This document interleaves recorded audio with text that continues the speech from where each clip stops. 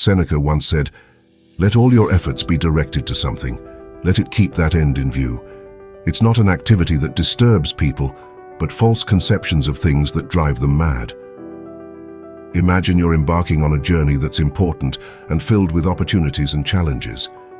To navigate this path effectively, you must plan with a clear destination in mind, just as if you were plotting a course on a map.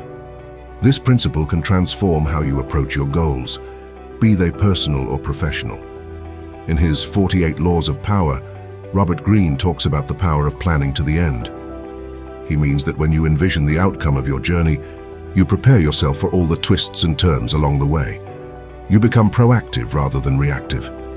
By knowing where you want to end up, you can make decisions that steer you in the right direction, no matter what life throws at you. You'll also know when to draw the line and stop, ensuring you don't overshoot and miss out on recognizing success when it's achieved. Stephen Covey's wisdom from The 7 Habits of Highly Effective People complements this by advising you to always begin with the end in mind. It's like setting a North Star for yourself, guiding every step you take. It's crucial to remember that having an endpoint in sight doesn't guarantee you'll reach it, but not setting one almost certainly assures you won't. Your end goal acts as a lighthouse, helping you navigate through the fog and avoid crashing against unseen rocks.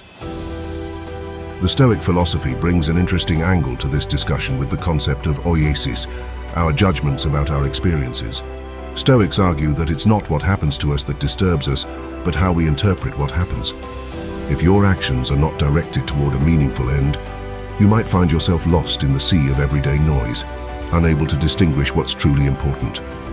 You might become reactive, saying yes to things that don't serve your end goals, and no to opportunities that might lead to them.